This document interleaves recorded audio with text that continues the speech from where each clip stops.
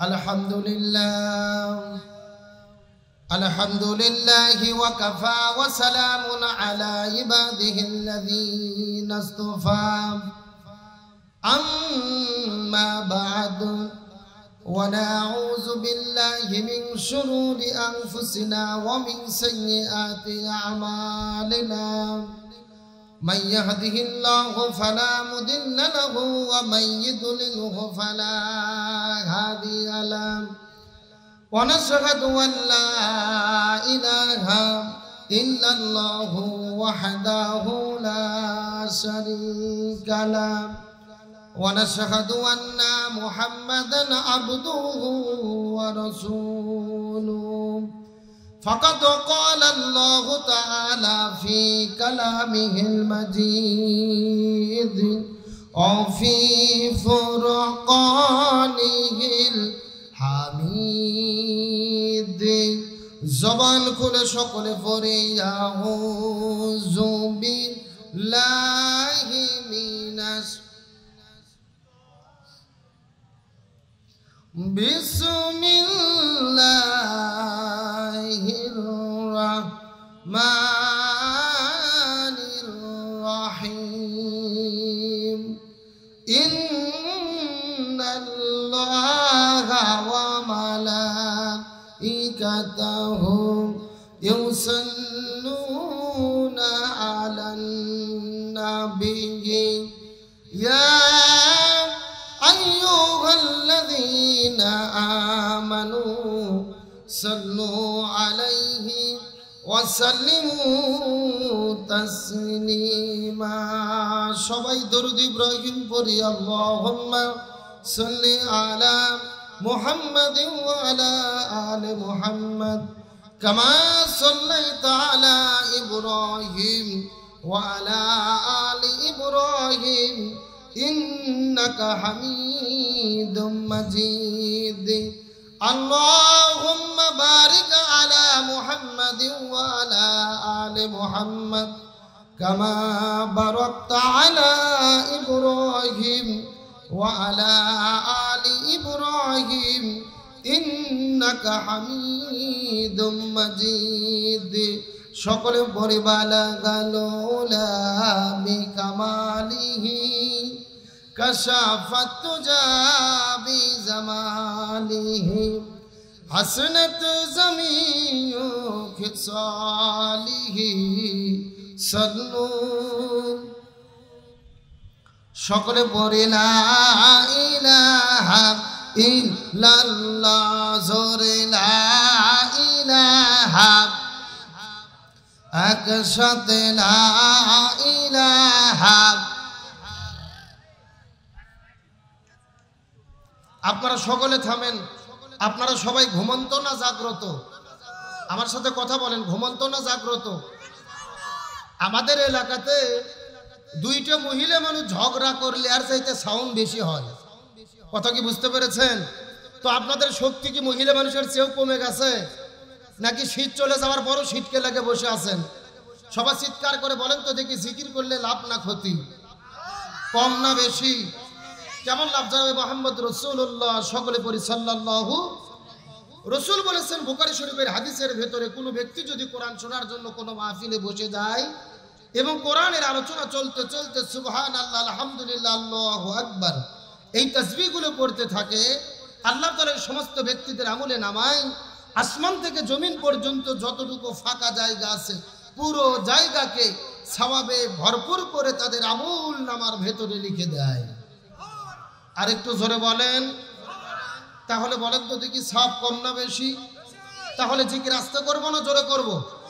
সব একসঙ্গে পড়েন লা ইলাহা ইল্লাল্লাহ জোরে লা ইলাহা সুবহানাল্লাহ ওয়ালহামদুলিল্লাহ লা ইলাহা জোরে লা ইলাহা লা ইলাহা ইল্লাল্লাহু মুহাম্মাদুর রাসূলুল্লাহ। ইমানের পথে অবিচল থেকে আমার মরণ যেন হয়। আমরা ইমানের পথে মৃত্যু চাই কি চাই না? যদি চাই সবাই জবান খুলে আমার সঙ্গে একটু বলেন, ইমানের পথে অবিচল থেকে আমার মরণ যেন তোমারই কাছে মিনতি আমার, ও গো রহিম রহমান। ইমানের পথে অবিচল থেকে আমার মরণ যেন। সকলে পড়ি আমিন। আলহামদুলিল্লাহ।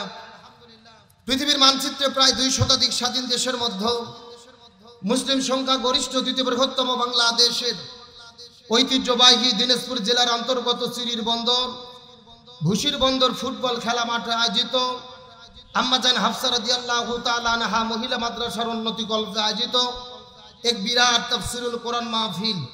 আজকের মাহফিলে সম্মানিত সুযোগ্য সভাপতি, প্রধান অতিথি, বরেণ্য অতিথি, বিশেষ অতিথি, আমন্ত্রিত উলামায়ে কিরাম, বিশেষ করে আমার পূর্বে যিনি অত্যন্ত গুরুত্বপূর্ণ আলোচনা করেছেন, আমার প্রিয় ভাই কুষ্টি ইউনিভার্সিটির কৃতি ছাত্র, তরুণ আলোচক জনাব মাওলানা হারুনুর রশিদ। আমরা দোয়া করি আল্লাহ তাআলা প্রিয় ভাইয়ের কণ্ঠকে সারা বিশ্বের জন্য কবুল করুক, বলেন আমিন। এবং আজকের মাহফিলে সম্মানিত প্রধান মুফাসসির হিসেবে, প্রধান বক্তা হিসেবে যিনি আলোচনা করবেন, আমাদের বাংলাদেশের মাটি ও মানুষের প্রিয় বক্তা, বগুড়া জেলার অহংকার আল্লামা মুফতি মাওলানা বজলুর রশিদ মিয়া, যিনি ইতিমধ্যেই আপনাদের মাহফিলে এসে উপস্থিত হয়েছে, বলেন আলহামদুলিল্লাহ। সুতরাং বক্তা যে আসবে না এরকম সন্দেহ করার কোনো সুযোগ, বক্তা এসে নাস্তা করে খাওয়া দাওয়া করে রেডি হয়ে বসে আছে, একটু পরিবেশ তৈরি হলেই মাঠে চলে আসবে ইনশাআল্লাহ।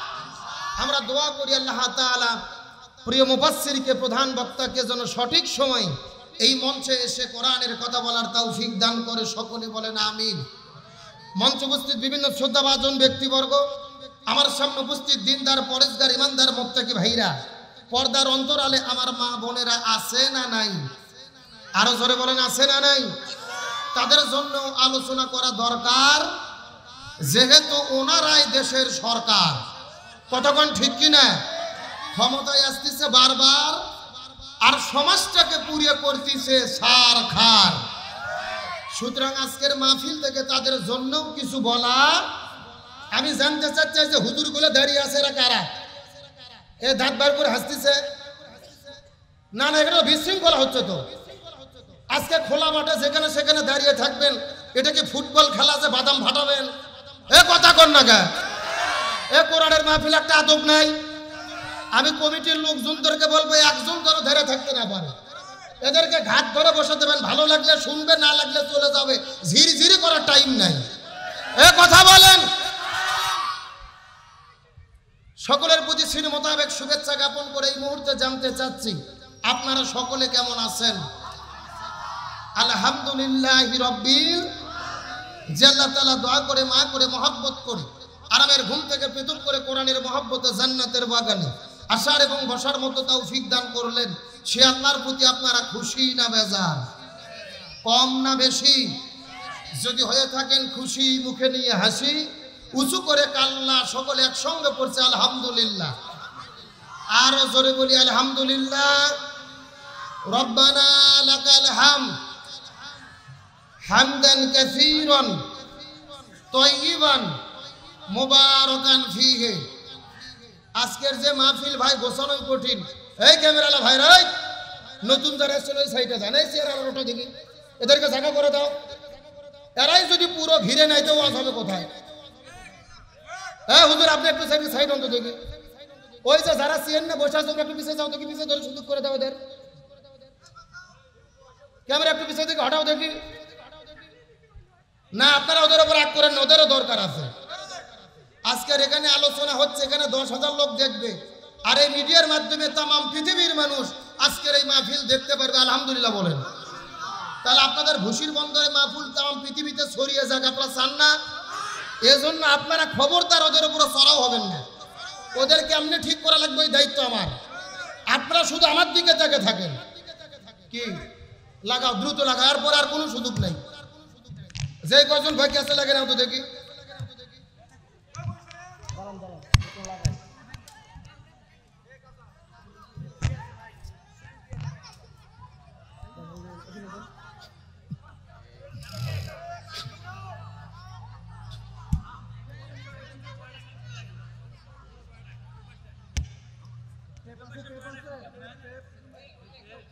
সকলে আমার দিকে লক্ষ্য করেন। অন্যান্য মাহফিলে যাই প্রধান বক্তা হিসেবে আলোচনা করি, টাইম পাই 2 ঘন্টা 3 ঘন্টা। আজকের মাহফিলে টাইম হলে 1 ঘন্টা ওয়াজ শুরু করব কি আর করব কি? এদেরকে ঠিক করতে টাইম শেষ। আমার দিকে তাকান। মাহফিলে আসাতে আপনারা সবাই কি খুশি? কথা বলেন, সবাই খুশি? যদি হয়ে থাকেন খুশি, মুখে নিয়ে হাসি, উঁচু করে কাল্লা সকলে একসঙ্গে পড়ছি আলহামদুলিল্লাহ। আরো জোরে বলি আলহামদুলিল্লাহ। চিৎকার করে বলেন আমরা কিসের মাহফিলে এসেছি? আরে ভাই কথা না বললে ওয়াজ হবে না। আমি অন্য ধরনের বক্তা। আমি ওয়াজ করবো আর আপনারা ঘুম পারবেন এই সুযোগ নাই। আমি যতক্ষণ ওয়াজ করবো আমার সাথে আপনাদের কথা বলতে হবে। চিৎকার করে বলেন আমরা কিসের মাহফিলে এসেছি? আরো জোরে বলেন। কোরআনের মাহফিলে কোরআনের কথা বলতে কি কোনো সমস্যা আছে? কিন্তু বর্তমানে বাংলাদেশে এমন কিছু লোক তৈরি হয়েছে যারা সব সহ্য করতে পারে কিন্তু আল্লাহর কোরআনকে সহ্য করতে পারে না। এরকম লোক বর্তমানে দিনাজপুর জেলাতে আছে না নাই? বর্তমানে বাংলাদেশের অন্যতম জনপ্রিয় একটা রোগের নাম হলো অ্যালার্জি ব্যারাম। জোরে বলেন কি ব্যারাম? আর অ্যালার্জি ব্যারামের অন্যতম লক্ষণ হলো চুলকানি। জোরে বলেন কি? আমার দিকে তাকান। যেই লোকের শরীরে অ্যালার্জি ব্যারাম আছে এই লোক যদি আপনি 80 টাকা কেজি বেগুন 2 চাকা বেগুন খাওয়ান, 2 চাকা বেগুন খাওয়ার 30 মিনিট পরে শরীরে চুলকানি শুরু হয়। ঠিক? এত আসতে বললে হবে না, জোরে বলেন ঠিক। আরো জোরে ঠিক। আরে ভাই 80 টাকা কেজি বেগুন তাও মানা যায়। 700 টাকা কেজি গরুর গোস্ত, 2 চাকা গরুর গোস্ত যদি অ্যালার্জি রোগীকে খাওয়ানো হয় 15 মিনিট পরে শরীরে চুলকানি শুরু হয়। আরে ভাই গরুর গোস্তর হিসাব বাদ দেন, 1600 টাকা কেজি পদ্মার ইলিশ, 1 চাকা ইলিশ যদি এই অ্যালার্জি রোগীকে খাওয়ানো হয় 5 মিনিট পরে শরীরের মধ্যে অ্যালার্জি চুলকানি শুরু হয়। এই দিনাজপুরের মুসলমান গভীর মনোযোগ। শুধুমাত্র ইলিশ মাছ বেগুন আর গরুর গোস্ত অ্যালার্জি নয়, বর্তমানে বাংলাদেশে এমন কিছু লোক বের হয়েছে যাদের সামনে কোরআনের হক কথা বললে শরীরে চুলকানি শুরু হয়। আলেম ওলামা দেখলে শরীরে চুলকানি শুরু হয়। তাফসীর মাহফিল দেখলে শরীরে চুলকানি শুরু হয়। এমন লোক তো দিনাজপুর জেলার নাই। না না, এগুলো সব আছে ভারত আর আমেরিকায়। আপনাদের কি মনে হয় আছে? আমার দিকে তাকান, আছে কি না এটা বোঝার লক্ষণ হলো 2টে। জোরে বলেন কয়টা? এই যে আমি এই মাত্র আপনাদের এখানে কোরআনের আলোচনা শুরু করলাম, ওয়াজ চলতে চলতে ওয়াজের ভেতরে ওয়াজের মাঝখানে আমাকে এসে বাধা দেবে যারা, আর ওয়াজ চলতে চলতে আপনাদের ভেতর থেকে উঠে যাবে যারা, মনে করবেন অ্যালার্জি রোগের রোগী তারা। আমার কথা কি বোঝা যায়? তাহলে অ্যালার্জি রোগী কয়টা লক্ষণ দেখে চেনা যাবে? 1 নম্বর দেখবেন হয় বাধা দেবে, আর 2 নম্বর উঠে চলে যাবে। এখন আমি আপনাদের প্রশ্ন করতে চাই, অ্যালার্জি রোগের রোগী থাকলেই কি আমরা কোরআনের হক কথা বলা বাদ দেব? কোরআনের সত্য কথা বলা বাদ দেব? সুতরাং কোরআনের মাহফিলে এসেছে কোরআনের হক কথা বলবো। আমি প্রধান বক্তা, আমার মন গড়া কোনো বক্তব্য হবে না, সভাপতির মন মতো বক্তব্য হবে না, প্রধান অতিথির মন মতো বক্তব্য হবে না। বক্তব্য হবে কোরআন থেকে, রাসূলের সুন্নাহ থেকে। সুতরাং কোরআন সুন্নাহর হক কথা বলবো, হক পথে চলবো। প্রয়োজনে কোরআনের কথা বলতে গিয়ে, কোরআনের পথে চলতে গিয়ে, কোরআনের আন্দোলন করতে গিয়ে নিজের জীবনের সর্বোচ্চ বিলিয়ে দেব। তারপরও বাতিলের কাছে মাথা নত করব না। কার আকারে রাজি আছেন? 2টি হাত আল্লাহকে তুলে দেখা।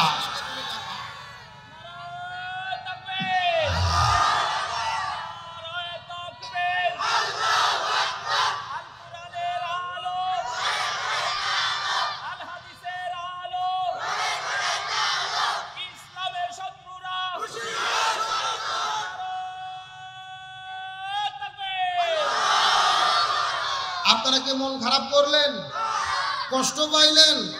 আজকের মাহফিলে আলোচনা চলবে যতক্ষণ তাকবীর হবে ততক্ষণ ইনশাআল্লাহ। এখন আপনারা যদি অনুমতি দেন আমি সরাসরি কোরআন থেকে তাফসীর শুরু করতে চাই। আপনারা কি রাজি আছেন ভাই?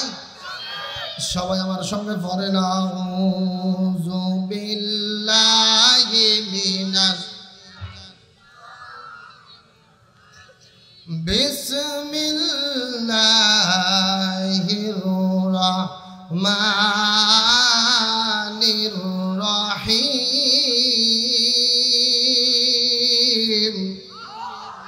কোরআন তেলাওয়াত হলে ডাকবো কাকে?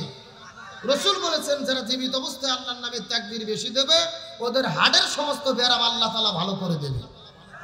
চিৎকার করে বলেন তো দেখি আল্লাহু আকবার। আলিফ লাম মিম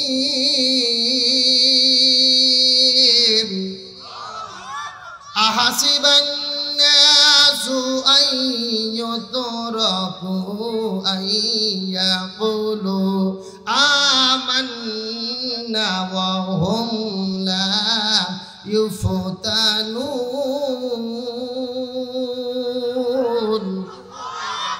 ওয়ালাকাদ ফাতান্নাল্লাযীনা মিন ক্বাবলিহিম ফালায়া'লামান্নাল্লাহুল্লাযীনা সাদাকু ওয়ালা ইয়া'লামান্নাল কাযিবিন।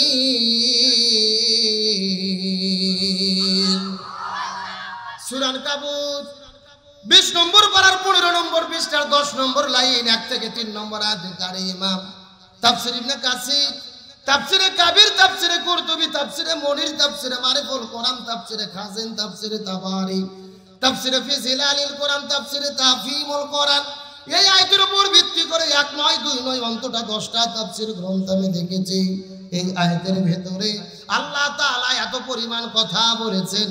এই আয়াতের উপর ভিত্তি করে বর্তমান প্রেক্ষাপটকে মিল করে যদি আলোচনা শুরু করা হয়, আলোচনা চলতে চলতে দিনের পর দিন চলে যাবে, মাসের পরে মাস চলে যাবে, তারপরও আলোচনা শেষ হবে না। জোরে বলা যাবে কি মারহাবা। এটা কোরআনের মুজিজা। কোরআনের আলোচনা শুরু হবে কিন্তু শেষ হবে, এটা কার বক্তব্য?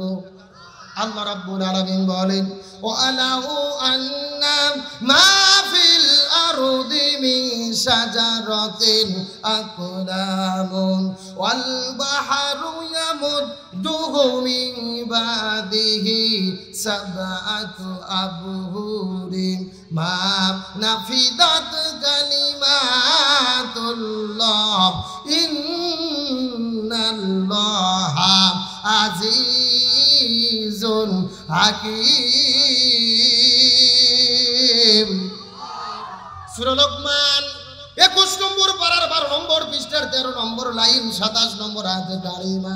তাফসীর ইবনে কাসির থেকে বলতেছি আল্লাহ রাব্বুল আলামিন বলে, ও পৃথিবীর মানুষেরা ভালো করে বোঝার চেষ্টা করো, আমি তোমাদেরকে যে কোরআন দান করেছি এই কোরআনের যদি তোমরা একটা শব্দের ব্যাখ্যা করতে চাও চিৎকার করে বলেন তো দেখি কয়টা শব্দ? আরো জোরে, জোর হলো না। আল্লাহ রাব্বুল আলামিন চ্যালেঞ্জ করে বলেন, আমি তোমাদেরকে যে কোরআন দান করেছি এই কোরআনের যদি তোমরা একটা শব্দের ব্যাখ্যা করতে চাও, আর একটা শব্দের ব্যাখ্যা করার জন্য আমি আল্লাহ তাআলা तमाम পৃথিবীতে যত বৃক্ষ সৃষ্টি করেছি মিন শাজারাতিন আকলাম, সমস্ত বৃক্ষগুলিকে যদি কেটে কেটে কলম বানানো হয়, ওয়াল বাহরু ইয়ামুদ্দুহু, আর সমুদ্রের পানিগুলোকে যদি কালি বানানো হয়, तमाम পৃথিবীর বৃক্ষ কলম আর সার সমুদ্রের পানিকে একত্রিত করার পরে যদি তোমরা লেখা শুরু করো, আল্লাহ তাআলা চ্যালেঞ্জ করে বলে লিখতে লিখতে तमाम পৃথিবীর বৃক্ষ কলম ফুরে যাবে, সাত সমুদ্রের পানি কালিও ফুরে যাবে, তারপর কোরআনের একটা শব্দের ব্যাখ্যা লিখে কখনোই শেষ করা যাবে না।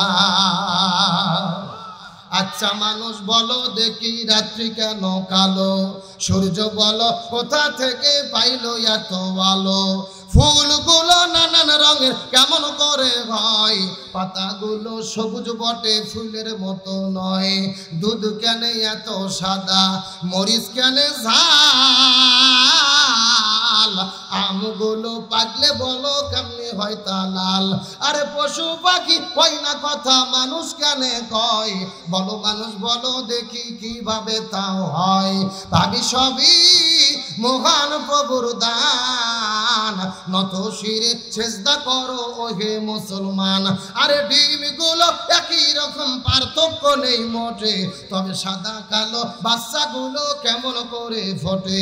আমরা সবাই বাস করি এই পৃথিবীর রঙে, হাতের লেখা মুখের চেহারা মেলে না কারো সঙ্গে, আর মেলে না গলার আওয়াজ আঙুলগুলোর টিপ। আল্লাহ তাআলা একজন আছেন, প্রমাণ হলো ঠিক, চিৎকার করে বলেন মারহাবা। জোরে লা ইলাহা,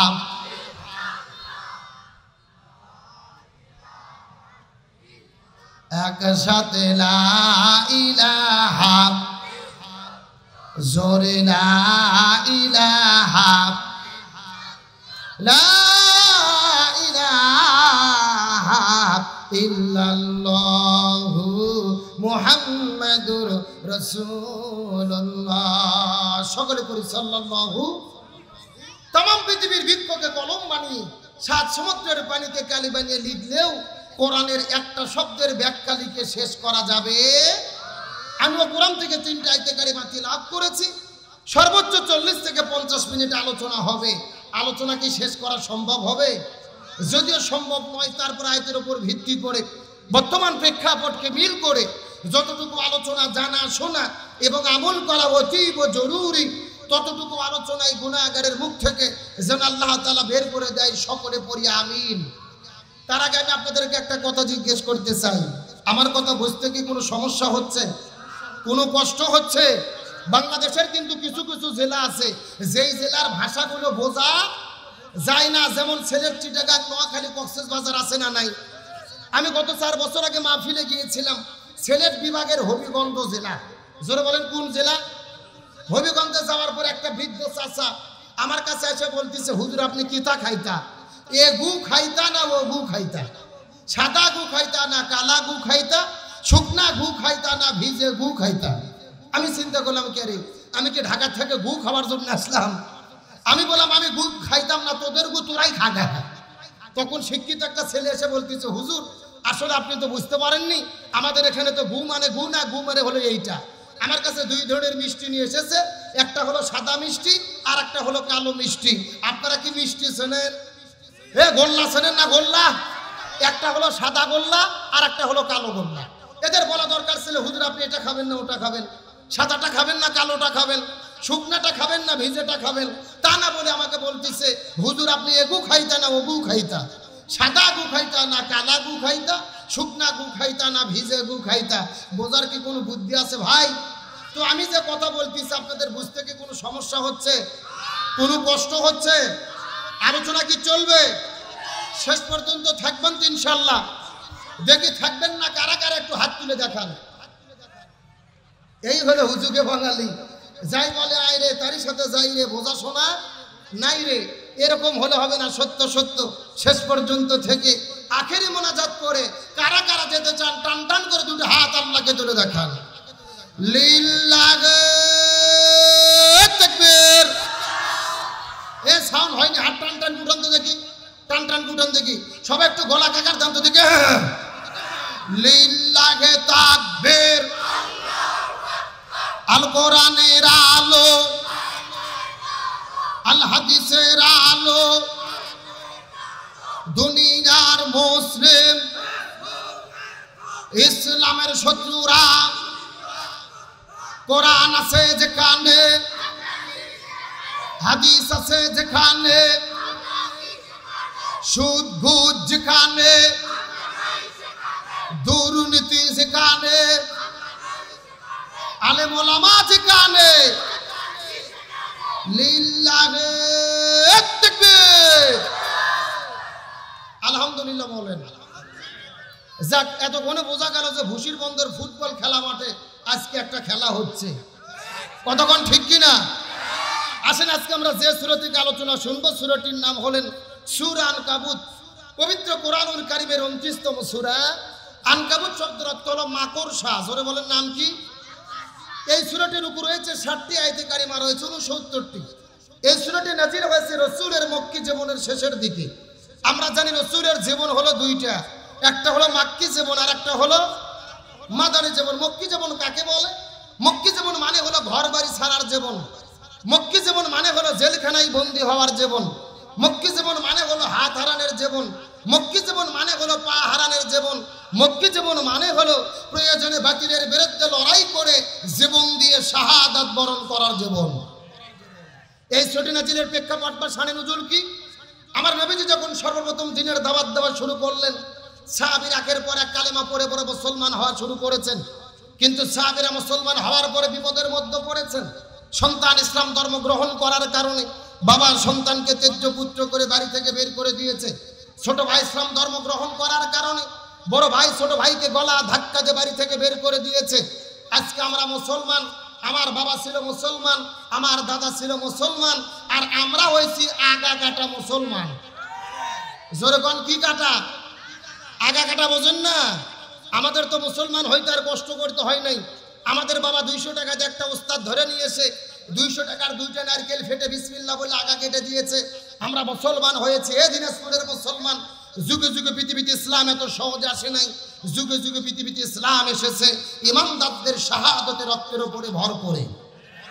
সাহাবীরা যখন বিপদবালা মুসিবতের মধ্যে পড়ে গেলেন, এমন সময় আল্লাহ সুবহানাহু ওয়া তাআলা সাহাবীদেরকে সান্ত্বনা দেওয়ার জন্য এই সূরা আনকাবুত নাজিল করেছেন। চিৎকার করে বলেন আল্লাহু আকবার।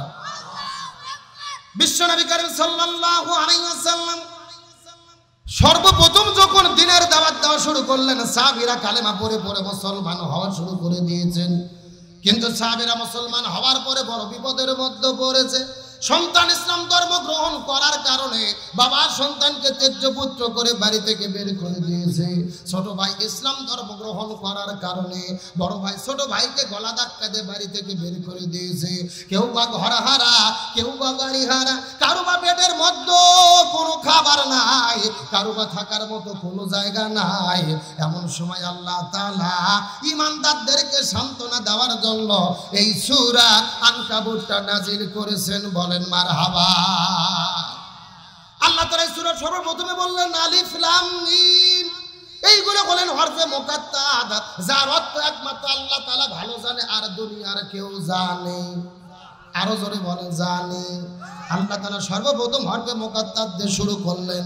2 নম্বর আয়াতের মধ্যে আল্লাহ তাআলা কত চমৎকার করে বললেন, আসিবান নাসু আইয়ুতরাকু আইয়াকুলু আমান্না। মানুষেরা কি মনে করেছে ঈমান এনেছে এই কথা বললেই আমি তাদেরকে ছেড়ে দেব, অথচ আমি আল্লাহ তাআলা তাদের ঈমানের পরীক্ষা গ্রহণ করব না। ওয়ালাকাদ ফাতান্নাল্লাযীনা মিন ক্বাবলিহিম। অথচ ইতিপূর্বে পৃথিবীর জমিনে যত নবী রাসূল বিদায় নিয়ে চলে গেছে, আমি আল্লাহ তাআলা তাদের ঈমানের পরীক্ষা গ্রহণ করেছি। সুতরাং জেনে নাও কিয়ামত পর্যন্ত ঈমানের দাবি যারা করবে আমি আল্লাহ তাদেরকে অবশ্যই অবশ্যই ঈমানের পরীক্ষা গ্রহণ করব। আল্লাহ তাআলা কি বলতেছে আপনারা কি বুঝতে পেরেছেন? আল্লাহ তাআলা বলতেছে মানুষেরা কি মনে করেছে ঈমান এনেছে এই কথা বললেই আমি তাদেরকে ছেড়ে দেব, অথচ আমি আল্লাহ তাআলা তাদের ঈমানের পরীক্ষা গ্রহণ করব না। ওয়ালাকাদ ফাতান্নাল্লাযীনা মিন ক্বাবলিহিম। অথচ ইতিপূর্বে যত নবী রাসূল বিদায় নিয়ে চলে গেছে আমি আল্লাহ তাআলা তাদের ঈমানের পরীক্ষা গ্রহণ করেছি। সুতরাং জেনে নাও কিয়ামত পর্যন্ত ঈমানের দাবি যারা করবে আমি আল্লাহ অবশ্যই তাদেরকে ঈমানের পরীক্ষা গ্রহণ শুধু করব না, করবই। জোরে বলেন কর। সুতরাং আজকের আলোচনার সাবজেক্ট হলো পরীক্ষা। জোরে বলেন আলোচনার সাবজেক্ট কি? আরো জোরে, সাউন্ড নাই। আচ্ছা আপনাদের কি কষ্ট হচ্ছে? এই যে আমি বসে আছি একেবারে মাঝখানটা সোজা, ডান দিকে এক ভাগ বাম দিকে আর এক ভাগ।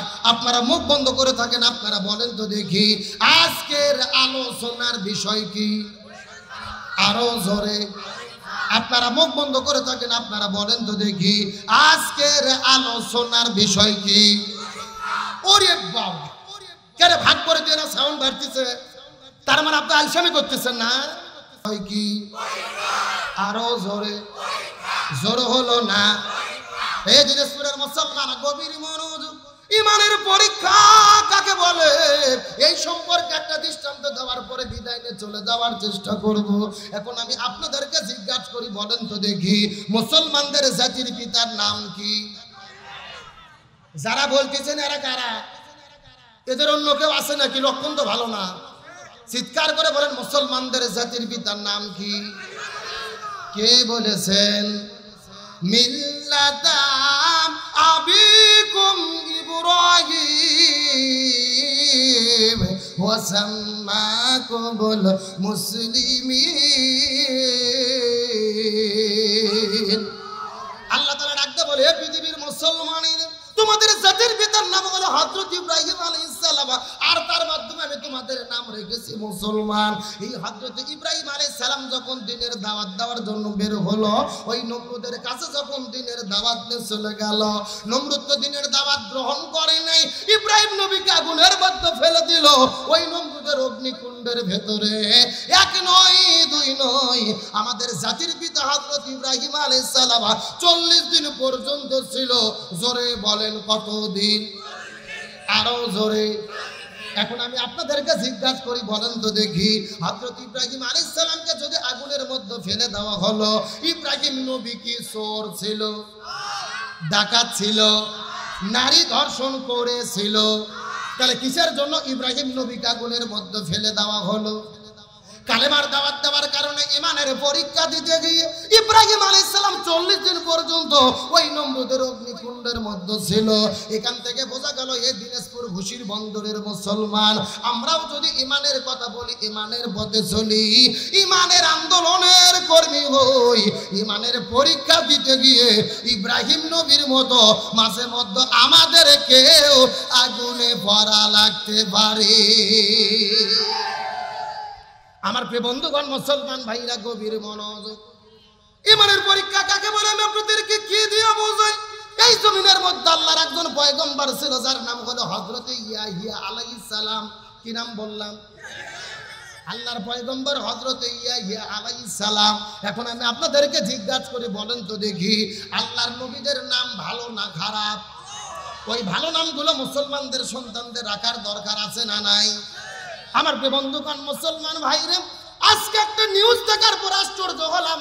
আফ্রিকা মহাদেশের মধ্যে আলজেরিয়া দেশের ভেতরে ইয়াহিয়া নামে একটা সন্তান জন্মগ্রহণ করার পরে এই সন্তানের নাম রাখা হয়েছে ইয়াহিয়া। এই সন্তান তার মায়ের পেটের মধ্য থেকে পবিত্র কোরআনুল কারীমের হাফেজ হয়ে জন্মগ্রহণ করেছে। লিল্লাহি তাকবীর। পবিত্র কোরআনুল কারীম তার মুখস্থ সাহেব, যে আয়াতটাকে তিলাওয়াত করে শোনানো হচ্ছে, এই আয়াতের পরে কি হবে?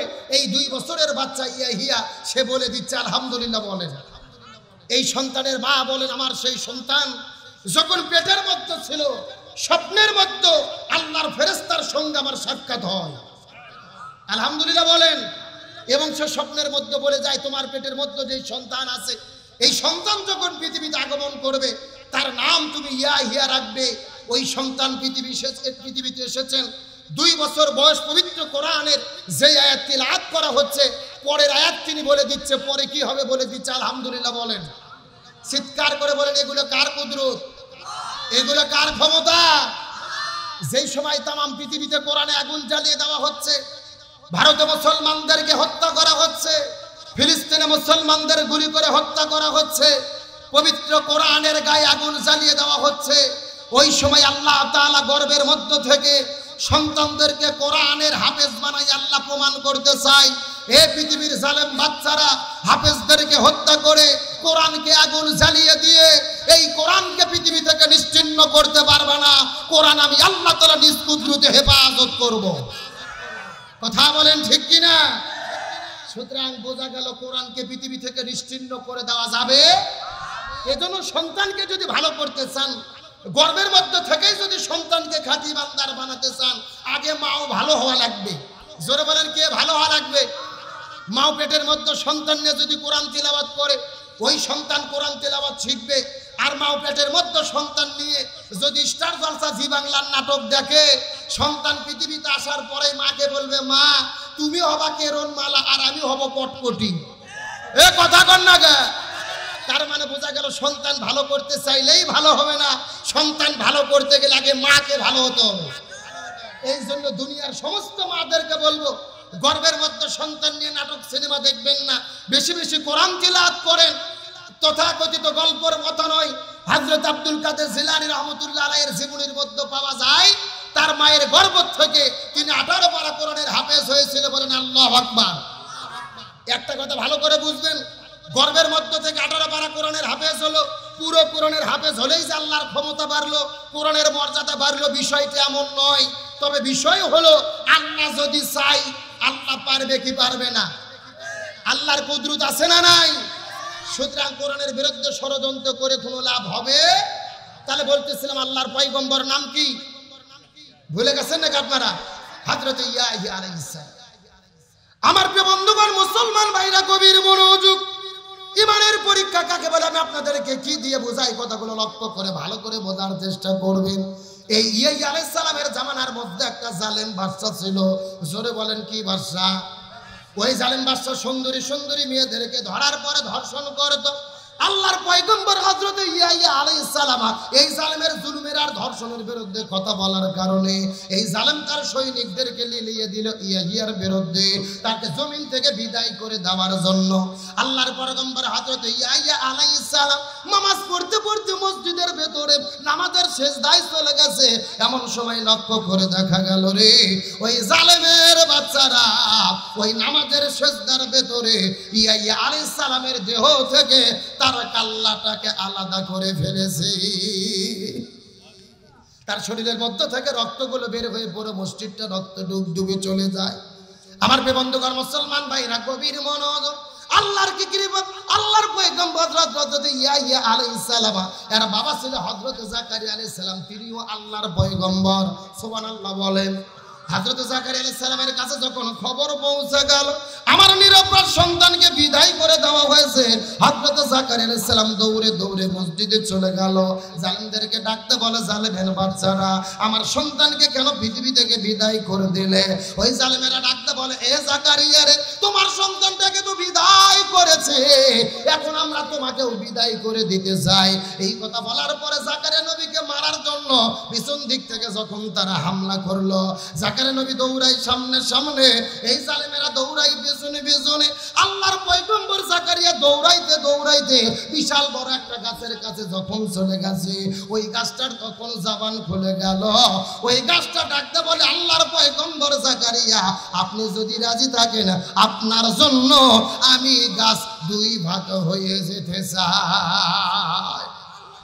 লিল্লাহ আগে থাকবে। কে কথা বলেছেন? গাছের কথা বললেন, কথাগুলো বোঝার চেষ্টা করবেন।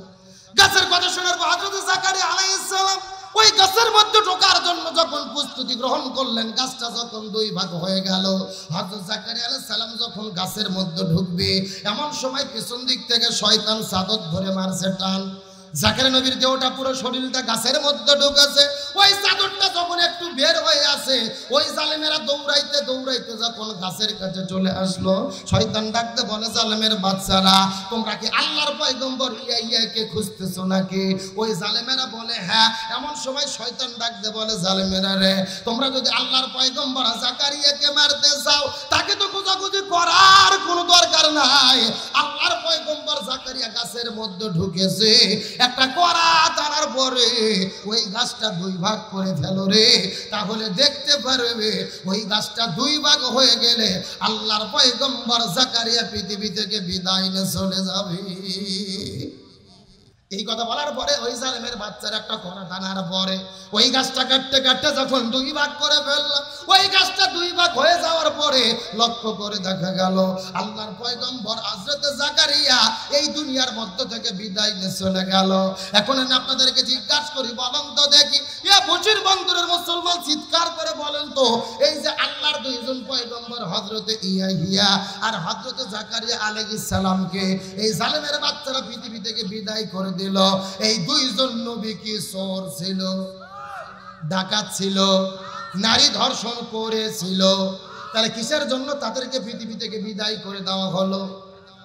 ইমানের পরীক্ষা দিতে গিয়ে দিনের দাওয়াত দেওয়ার কারণে এই দুইজন পয়গম্বরকে জমিন থেকে বিদায় করে দেওয়া হলো। এখান থেকে বোঝা গেল এই দিনাজপুরের মুসলমান আমরাও যদি ইমানের পথে চলি, ইমানের কথা বলি, ইমানের পথে চলতে চাই, ওই পয়গম্বরদের মতো মাঝে মধ্যে আমাদেরকেও জীবন দিয়ে বিদায় নিয়ে চলে যাওয়া লাগতে পারে। এখন আমি আপনাদেরকে জিজ্ঞাসা করি, বলেন তো দেখি, আপনারা কি ইমানের পরীক্ষা দিতে রাজি আছেন? ইমানের পরীক্ষা দিতে গেলে ইব্রাহিম নবীর মতো আগুনে ঝাঁপ দিতে হবে, রাজি আছেন? মুসা নবীর মতো পানিতে ঝাঁপ দিতে হবে, রাজি আছেন? প্রয়োজনে জীবন দিতে প্রস্তুত থাকতে হবে, রাজি আছেন? আমরা ইমানের পরীক্ষা দেব, প্রয়োজনে ইব্রাহিম নবীর মতো আগুনের মধ্যে ঝাঁপ দেব, মুসা নবীর মতো পানির মধ্যে ঝাঁপ দেব, প্রয়োজনে জীবন দেব, শহীদ হব, তারপরও ইমান হারা হব না। কারা কারা রাজি আছেন? দুটো হাত আল্লাহকে তুলে দেখা।